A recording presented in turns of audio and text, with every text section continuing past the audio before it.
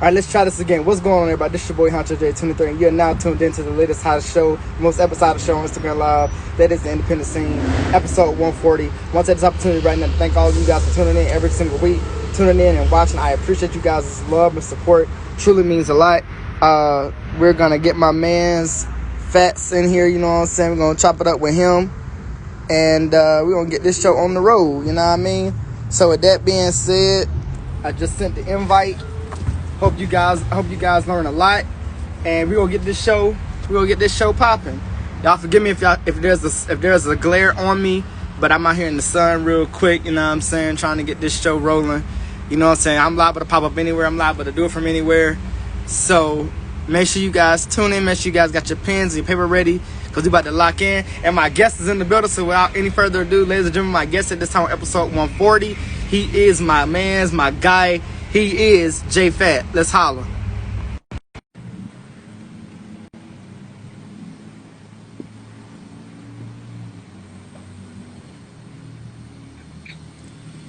Yo, What up? what's going on, brother? Not much. Let me introduce myself. I'm JFat. You see this on the hat, Fats. You can find me on Instagram at FatsBKG. I'm on Facebook under my real name, Jamal Mullins. You can search that up if you went to, black politics and stuff like that. But other than that, man, I'm just a dirty South dude, man. 33 years old, still in the rap game, still trying to do something positive with it, make a little money here and there. Oh, that's what it is. That's what it is, my dude. So look, real Yeah. quick, thank you for the introduction. We definitely appreciate it. So first things first, man. Let us know how you got into this music scene and what brought you to the forefront of doing music. Well, basically, it started for me in high school, not freestyling in the cafeteria, but it was more like an after school thing with me. Me and the homies would be hanging out at the stop sign in the neighborhood sometimes, Okay. smoking a little bit, drinking a little bit, and we would start freestyling. Always been a fan of Southern hip hop, UGK, 8 Ball, all those Outkast. I'm from the A, so big Outkast fan, big T.I. fan, love those guys. Most definitely. Definitely shouts out to Outkast. Definitely shouts out to, T.I. Definitely, some really true legends and icons out here in this business, man, for sure. All right, so who has been some of your biggest influences out here in this game, man? Because there's so many, man. But who really inspired you to really, continue to pursue this dream, this career? Well, I ain't gonna lie, the late great Nipsey Hussle has been a big influence on continuing to do what I do. Man, being an independent rapper from the South, man, when Big Crit hit the scene, boy, Big Crit, I mean, he brought it. He put Mississippi on the map, brought a whole new southern swag to the South. And Ross, of course, because how he handled his business, man, always about the business. And as far as these young cats, man, I like T Grizzly. Cause I consider my style to be gangster rap, and I like the way T Grizzly come with it. He's very lyrical, and I could just feel him, man. I feel him. Okay. So real quick, switching gears now, and that's one thing I'm going to tell you. I'm gonna be there. There will be moments in this show where I will switch gears, switch topics a little bit, because what I want to let people know and understand that I started this show as a music thing, but this is open. Yeah. This is open to any and everybody from all careers, all backgrounds of life. So, like I said, bear with me. You know what I mean? All right. So, my next thing, man, talk to us a little bit about about your growing up and your upbringing. What and what got you to where you are today. What was that childhood like for you? Well, my childhood was kind of unique. I come from a 2-parent home. Okay. My parents was home, married. Mom and dad was always around. But we come from, I'd say, lower middle class, not necessarily poverty. If you're familiar with the Atlanta area, we straight from Candler Road. A lot of my family in Atlanta come from the Kirkwood area. So we real zone 6 kids. Moved on out to Stone Mountain. Around my around 10, 11, 12. Moved on out to Stone Mountain, and I started rapping for Stone Mountain, man. One of the big things about my rap career was that was a goal of mine. I always wanted to put Stone Mountain on the map, but a couple of my homies, especially shout out to V, Fly, FLY. They got on there with the swag and surf. Went to school with those dudes, so I'm just trying to continue and push what they got going, But yeah, my upbringing was definitely a little bit gutter, you know. So in my music, you get a little bit of the rough side of the what it's like to be on the east side, a little bit of that Gucci Mane swag, that OJ the Juice Man swag. But I definitely try to keep it woke for the new crowd, you know. Try to put some politics in there every now and then. Okay, I feel that. I feel that. So, real quick, so when it comes to the music that you make, like what makes your music so different? What makes your music so different aside from all the others that you know what I'm saying that allows you to do what you do best? Well, I consider myself unique because I fit into that lane of where it's I consider myself like a Bun B, where my style is rough, but it's very lyrical when you listen to it. It's not always gonna be a punchline, it's not always gonna be a metaphor, but sometimes you gotta play it back and you'll listen and you say, hey man, you know, he's talking about some real stuff. It's very straightforward. Uh I'm not always talking about drugs and money. You know what I'm saying? I try to keep it versatile. And whenever I talk about my black women, I always try to keep it on the positive tip. I really don't like to go negative when it comes to my black women. Most definitely. And to that point, that brings me to my next question. You know, man, there's been a lot of women, man, that have taken over the game and truly have changed the landscape of, this being just a male dominated arena. But I gotta ask, man, what's it like to see our black women out here, going and pushing their dreams and really solidifying themselves, as the queens out here of this hip hop and music world? Well, from my standpoint, me being one of the older cats still on the independent scene, it takes me. It's like everything's coming in full circle because when I was a kid, we grew up with the Lil Kims.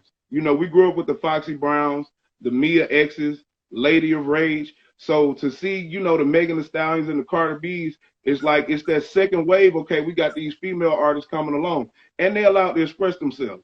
Like I tell guys, man, every female artist can't be Lauryn Hill. You know, Right. every female artist can't just be out here trying to be Jill Scott. You got some females that's from the streets. They're very familiar from the streets. So let them talk about what they want to talk about. You know, we let the male artists rap about whatever they want to. Let the female artists do it too. So I feel like it's almost like like I say, things coming full circle. A second wave of female artists, and I'm happy to see it.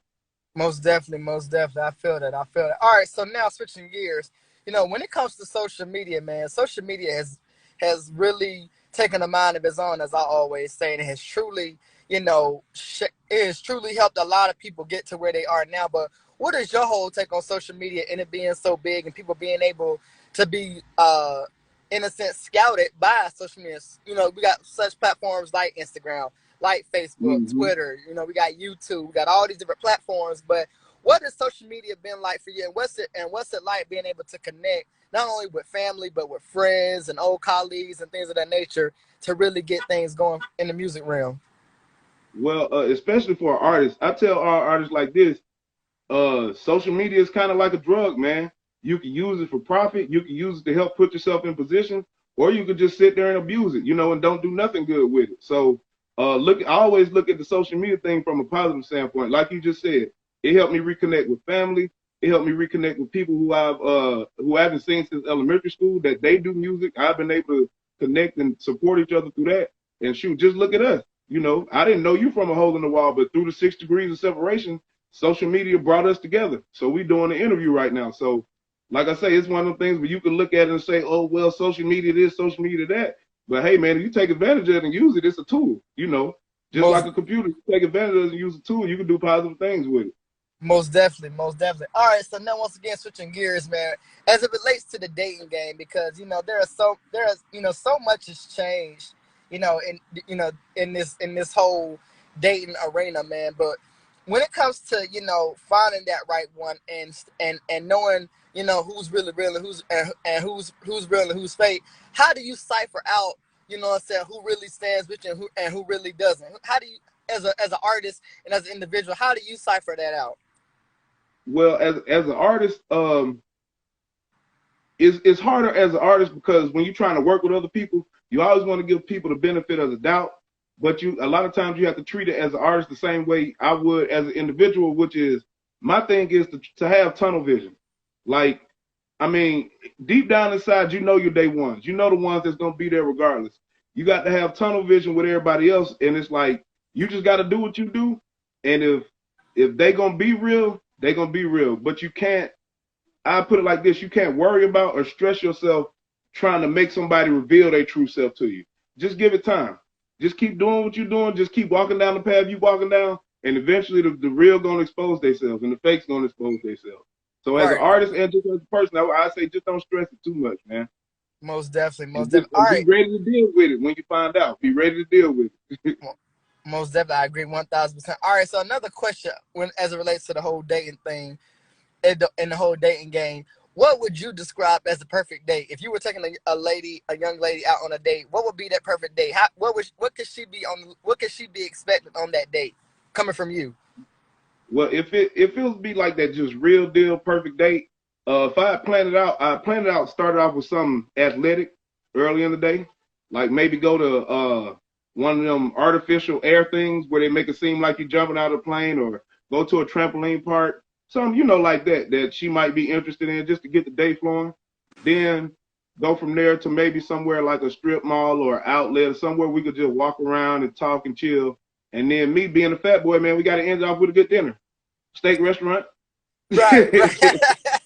Hey, listen, you definitely can't go wrong with that, my brother. You definitely can't go wrong with the Uh-huh. steak. You know what I mean? All right, so real quick, what is it that you look for in a woman when it comes to the women out here? Because again, there's so many out here, man. But what is it that you, JFat, look for in that one special woman? Well, the main thing is because it's about compatibility. And one thing about me, I'm not afraid to say what I gotta say. I'm not afraid to express myself. So I kind of look for that in a woman, man. I believe it or not, and see that's why I'm a big fan of the female rappers right now. I'm not a big fan of humble women. I like women who show that confidence, ain't afraid to show that they believe in themselves and they trust in who they are. So I love women that express themselves, and I love me a down to earth woman. I love a woman who ain't too into pop fashion and what's going on in the media and who on TV and that. I really love a woman who just like to go to work and come home. Smoke a little bit of weed. Most, most, and that's also something that ain't nothing wrong with. You know what I mean? All right, I appreciate that. I appreciate that response, man. All right, so now once again, switching gears. Now we're gonna get into the sports arena, man. I'm pretty sure you're big. I'm pretty sure you're probably real big on sports. But who are you? Who are you? Who is your squad on both sides, on both basketball and football, and who you hoping to see take it all the way this year?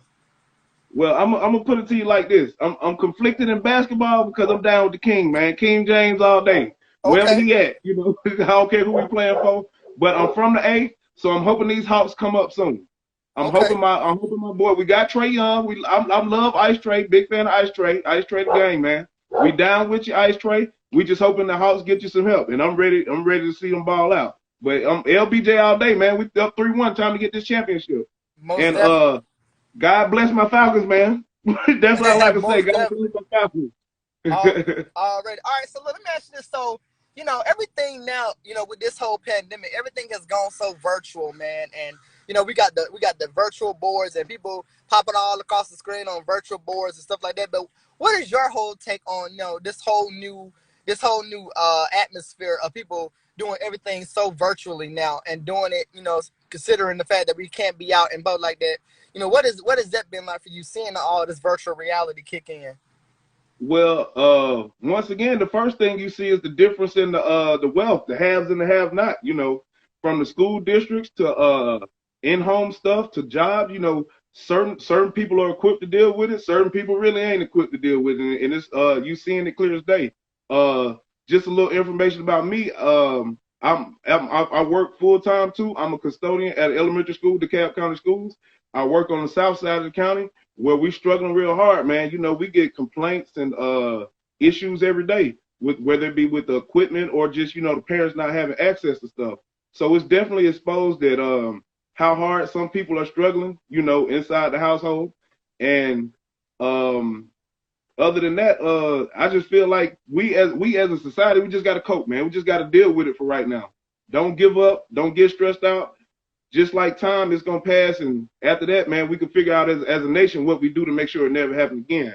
Right. And voting is one thing. Voting is one thing. Most definitely. All right. So real quick, jumping back into the music side, how does it make you feel as an artist to know when you create songs and people are able to recite your songs, recite your lyrics, and throwing back at you? How does that make you feel on the inside? Man, I'm telling you, that's as an independent artist, that's one of the best feelings in the world. So anybody that come across this interview or see this interview, if you support an independent artist, do not be afraid to let them know that you like their music just as much as you let these famous people know. Do not be afraid to rap their lyrics around them, because trust me, when you making songs and working hard and you only getting 4 likes and 5 likes or 10 views, 100 views, just one person quoting your lyrics or telling you that they like your shit, man, it will go a long way. It will go a long way. Right, big facts. All right, so my next thing, and I appreciate you for that response. So now, when it comes to 5 to 10 years from now, where do you see yourself? What other goals and talents do you have that you would love to pursue? You know, once this whole music thing is done, or if it ever gets done for you. Well, one of my goals is to I'm definitely heavy into working with the grill, being a Southern boy. So one of my goals is to get me a smoker. You know what I'm saying, a big old smoker, and open me up a little rib shack or a little soul food restaurant where people can stop by every day after work, get you some good mac and cheese, some good ribs, smoked chicken, you know, some brisket, collard Okay. greens, all that good stuff. Yeah. So that's definitely one of my other goals. And my other main goal is I want to have some kids one day soon, man. Be a good father, man. So I got to find me a good woman, have me some kids. I just started coaching youth football, so I'm gonna see where that take me. Maybe one day I might be coaching at your local high school or college. You know what I'm saying? Most definitely. We definitely support you in that avenue and definitely wish you well with that. You know what I'm saying? All right, so now what advice, real quick, can you give the young up and coming artists that's coming up in the game? Something there to keep them striving, to keep them motivated. My number one advice for all young independent artists: don't worry about support, man. It's gonna come. If you just now getting into it, I only been into it 1 year, 5 years, 6 years, 7 years, man, all the way up to 10 years. Don't stress the support. The support gonna come, man. Just keep focused on perfecting your craft. Make as many songs as you can. If you're a producer, make as many beats as you can. If you just rap like me, all I do is rap. Write as much as you can. Keep your verses. You never know when you're gonna come across something. You can retwist it, make it sound more modern. All of that, man. But my number one thing for all independent artists: don't worry about the support. Just do what you do. My number two thing is stay consistent, man. Even when you get down, that's the best time to work. When you're feeling like it ain't happening or you feeling like stuff ain't going good, that's the best time to grab your pen and your pad or go grab your mouth and get on there and start making you some Fruity Loop beats, man. I got a partner that just got connected with Conway the Machine through, and he been doing Fruity Loops, never left it, you know. So that's my main thing for all the young guys. Okay, we appreciate that. I hope you guys out there that are watching that, listening, I hope you guys are taking notes. You know what I mean? Because this is definitely some good information. All right, so man, now switching gears once again. When it comes to the movie circuit and the movie net and the movie base, man, there have been so many movies from all over that have come out. But what movie for you has been one of the most latest, one of the most hottest hood movies, if you will, that you've seen that you're like, yo, you don't mind watching it all over again? Oh shoot, man. For me, my all time is Belly. Oh, I could ooh, watch okay. Belly. I could watch Belly over and over and over. You know, and for a person like me, you know, who done dibbled and dabbled in the streets, you see that conflict between what it's like to be Buns and what it's like to be, Nas. You know, so um, you see that conflict of what it's like to try to be the good guy coming up out the streets and make something better for yourself, and what it's like to be DMX, you know, just the guy who really don't see nothing past the street. So, and I just feel like it was written good, directed good. There really ain't no bad moments in the movie. So that's like my all-time favorite. Okay. But I Now, love comedy, so I could watch Friday. I could watch Friday all day too. You most know. definitely. Exactly. And Friday is definitely one of those classics, man, for sure. All right, so real quick, what has been the best piece of advice that you've gotten in your lifetime that has pushed you and motivated you to do more and more that you've been doing? Man, people, one of the realest things I heard from another independent artist that when I was younger is just he said everybody's not going to be world famous, man. The best you could do, the main thing you could do as an independent artist is just try to leave your mark on the people that listen to your music. So if you only got 10 fans, you only got 20 fans, 100 fans, people listening to your music, don't worry about being world famous. If it's meant to happen, it'll happen. But just make sure you're making good music for the people that believe in you and that's actually listening to your music.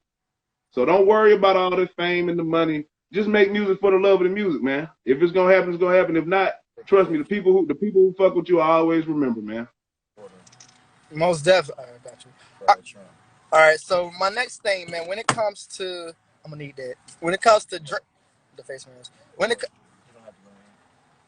when it comes to your dream vacation and your dream car, what are those two for you that you say, yo, this is something that I would, a dream car that you would love to drive, or a dream vacation or a dream vacation place that you would love to go to? Uh, I always wanted a two-door Lexus with the AMG kit. Okay. That would be my dream car. Of course, old school. I want a 6.4. I want every area of the classic Caprice Classic. I want a 6.4 Impala. I want a 75 Caprice Classic. I want a box Caprice and a bubble. That'll complete my little collection. I don't want much. Now, as far as a house, man, I'm a Southern boy, man. I want me some land. I want me a big house with some land. I want a porch to go all the way around that mug. A couple dogs, maybe a couple horses, a cow out on that motherfucker. Okay. I can see that. All right, so my next thing, man, when it comes to this versus battle, we've had some really, truly super iconic battles. Shouts out to Timberland, shouts out to Swiss Beats. But what's been your most favorite iconic battle in this versus battle, and who do you see next stepping up to the plate? Man, believe it or not, I had to go the R&B route, man. I was digging the Teddy and Babyface, minus all the antics, with the bad connections and the internet going in and out. But I had a good time watching the Teddy and Babyface. And looking forward, I want to see some young cats, man. Okay. It's some young cats who got years in the game that have put out enough music to do that. Like, I want to see Chris Brown versus somebody. But every time, they bring up Chris Brown's name, they're like, no, man, let Chris Brown got hits. Let him get up in there, Most definitely. Give me 1 second, bro. Give me 1 second. Hold on 1 second, bro. All right. Having to pick up something real quick. Give me 1 second. Oh yeah, hey, music on all platforms. Search JFat. That's J space FAT. I got a new mixtape out. Well, a new album out called Candle to Conyers. If you're from the Atlanta area, you ought to dig it. New mixtape out called Candle to Conyers. You can find me on Instagram at FatBKG, as we said earlier. But the music is everywhere. Just search JFat Candle to Conyers. It's on iTunes, Spotify, iHeartMusic, all them sites. Most definitely. We definitely appreciate all those connects, man. Cause we definitely look forward to tapping in more with you, man. All right. So my next question, man. With this whole pandemic, man, it's been tough on a lot of people. It's put a lot of people out of work. A lot of artists mainly haven't been able to perform like they want to. But seeing this pandemic take place, seeing the whole Black Lives Matter, seeing the social injustice and the police brutality, if you had to sum it up in one wording, what has this done for you mentally as an artist, as a Black man, and seeing our people, continue to go through things like this that we shouldn't even be going through, because that was handled way back when. How do you feel about this whole thing? Yeah, man. If I could sum it up in one word, the one word would be enough, man. And I'm not even talking to white people when I say enough. I'm talking to us. Like, at one point, at some point, we got to realize they are giving us every single sign to show us that we have to work with each other and rely on each other. As long as we keep begging them and asking them, because we've been doing this since Trayvon Martin. Right. We've been begging and asking them all the way since back with Rodney King. So at some point, we got to realize, in order for us as a people to elevate, we got to separate, and I'm not trying to sound racist or sound like a black elitist or nothing like that, but we got to take care of us. We got to start moving around each other, places where we could feel protected about one each other. We got to stop harming each other. So we'll be able to do that, But enough is enough, man. We can't keep relying on them to wake up one day and decide to be nice. Right. We just got to get together. You know what I'm saying? I agree with that. I totally agree with that, man. All right. So somebody just asked, a guy, Mason, out here said, where can we find, they said he didn't hear you when you were talking about where can he find your music at? Okay, well, yeah, I'm saying it again, streaming on all platforms, just search JFAT, J space FAT on whatever site you listen to music on. My music ought to pull right up. I got a new tape out called Candler to Conyers, Candler to Conyers. If you familiar with the Atlanta area, that's County Road out to Conyers, Georgia. You know, because I'm an East Sider, so that's the name of my latest tape. I got a couple of features on my homeboy Ace King, his newest project, Ace King. That's ACEKING. He got a new project out called Instant Classic 2. And I'm featured on a couple songs there. And that's streaming on all platforms: YouTube, Spotify, iTunes, iHeartMusic, Tidal, whatever you listen to music on, you search it on there, it's gonna pull up. And like I say, you can follow me on Instagram at FatsBKG to see. Well, not necessarily during the pandemic right now, but we be performing a lot around Atlanta, so you can always follow me on Instagram to see where we're gonna pull up at and put on a live show. But yeah, that's pretty much it right there. Just search it on search JFat on any platform where you listen to music. Most definitely. All right, so Mason, I hope you caught all that, my brother. You definitely just gave you the gems for it. All right, so real quick, when it comes to celebrity crushes, man, you know we all got our celebrity crushes, man. But who do you, JFat? Who's always been your biggest celebrity crush from way back then to now? Like who has caught your eye? Well, growing up, man, it was Fancy from the Jamie Foxx show. Okay. I love Fancy, but she was a bad one. But me being, I'm an athlete. I like them thick girls. I've always been a big fan of Serena Williams. So definitely in there for all my dark skinned chocolate females that got the nice hips and the nice thighs. I'm showing love to you too. You know. Most definitely. All right, so who out here in the entertainment world, man, would you love to collab with out here and jump in the booth with and really lay down the track? Man, all my heroes, like everybody from the South, from 8 Ball to Bun B to Outkast, I always love to do a track with all those guys. But I love to get in there with Game. I love to do something with T Grizzly. I mean, R.I.P. Pop Smoke, but I felt like he had a nice wave coming, before what happened with him. But I would have loved to got in the booth with Pop Smoke. Moneybagg Yo. I feel like if I got in the booth with him, we could probably come up with some definite heat, and definitely Crit, man. If Crit, that's all time. If I get in the booth with him, we got to do a whole album, man. Most definitely. All right, so now switching gears. When it comes to the comedy side, let's talk a little bit about that. Who do you deem right now as the #1 comic comedian of all time on both male and female side? That's a hard one. I got to go with Richard Pryor. Okay. As a person who grew up pretty much out of his prime, like by the time I was born, Richard Pryor was pretty much done doing what he was doing. But when I go back and listen to it, it's still some of the funniest stuff I ever heard in my life, So I had to get an all-time to Richard Pryor. Dave Chappelle would be my close second. I think me being a political person, man, the way he mixed the politics with the comedy to prove a point and make it make sense. Ain't too many people got that talent, man. So them would be my top 2 right there. And then female-wise? Female-wise, you got some more. Okay. I feel like some more held it down for the females in the game. And man, the low-cut blonde chick that was with Kevin Hart, what's her name? Chanel, Linnell? Yeah, Linnell. Linnell, yeah. She's funny as hell, yeah. Okay, all right. So real quick, tapping into a little bit more about you, getting to know you a little bit more. Do you have a favorite color that, people that may not know, do you have a favorite color that you rock with the most? Black. Black, okay. Yeah. Because, hey, one thing about black ain't see-through. It's solid. And it represents solidarity, it represents power. Most definitely.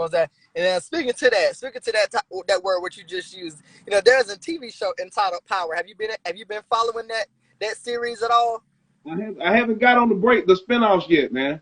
I stopped at the last season. I haven't got into the ghost books and nothing like that. But people been telling me to get on it. So, I'm just waiting for catch a good off day to crank it up.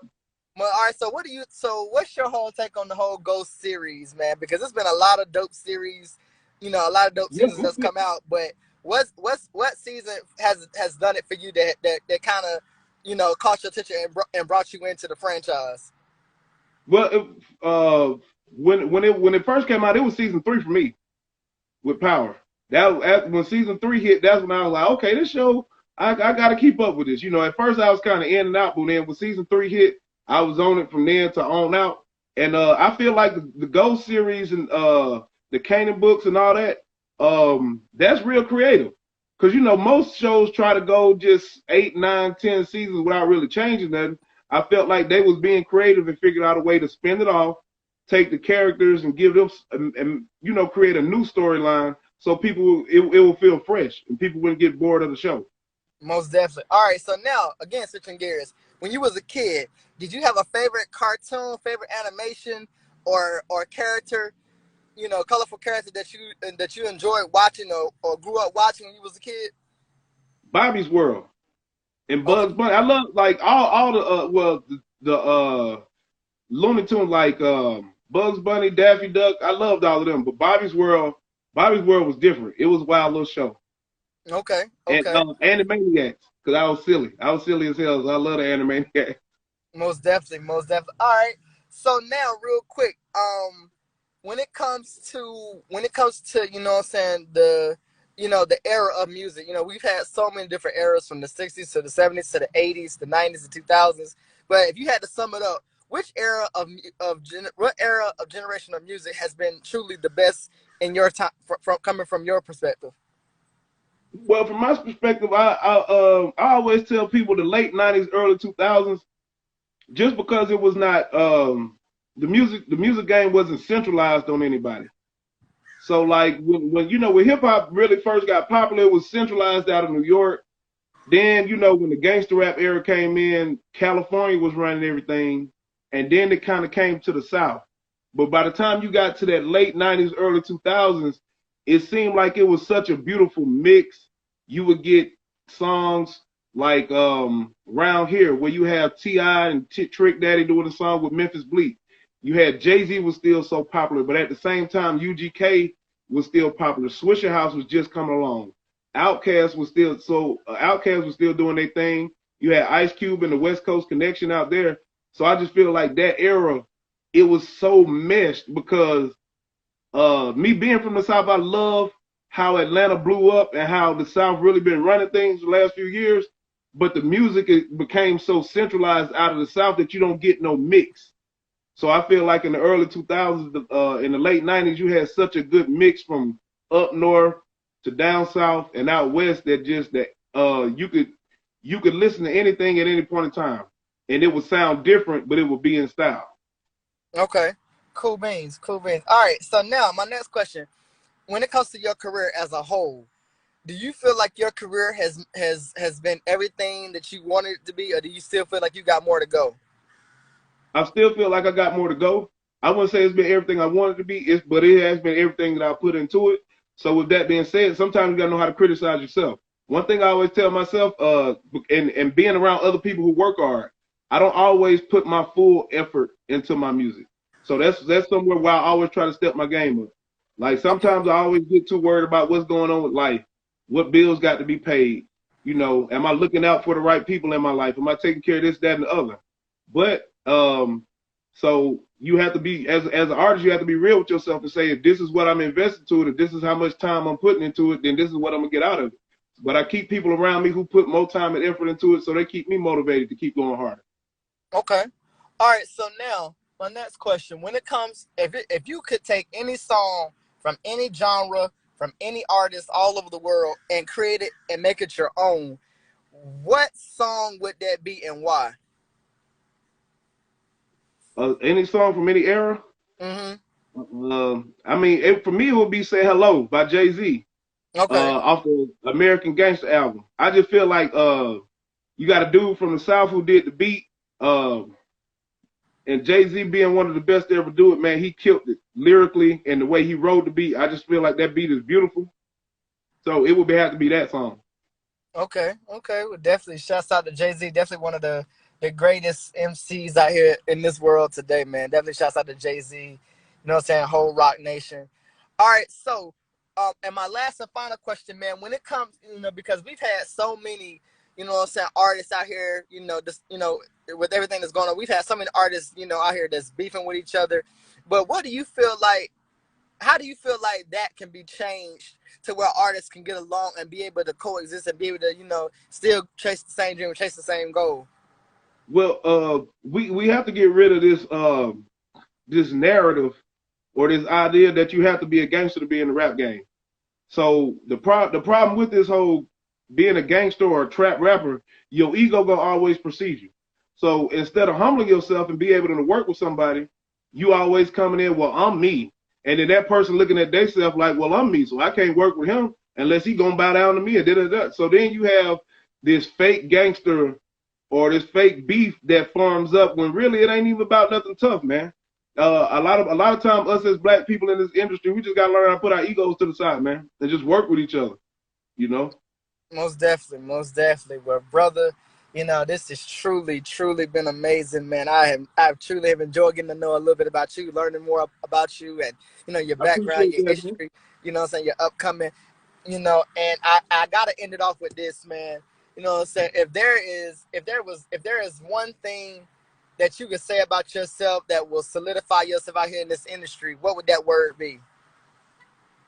Um, I just wanted to be real. Like at the end of the day, when people talk about me, I just want them to say that nigga was real. You know, he didn't fake the funk.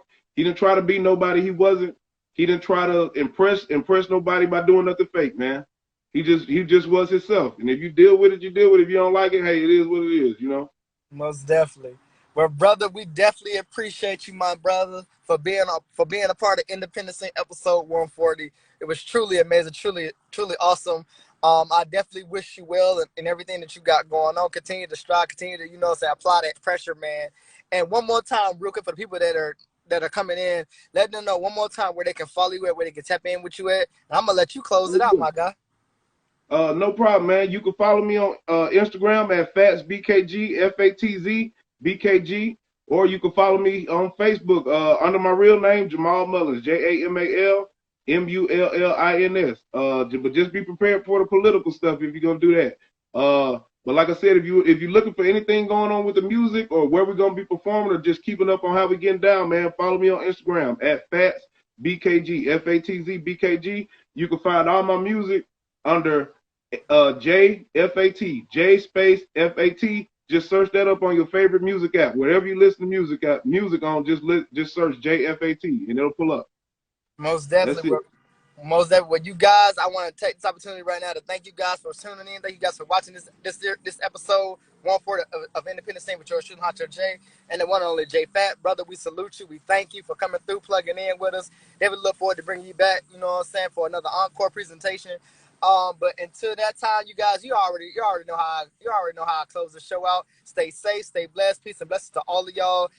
Continue to, so wear your face mask, because this shit is not a game.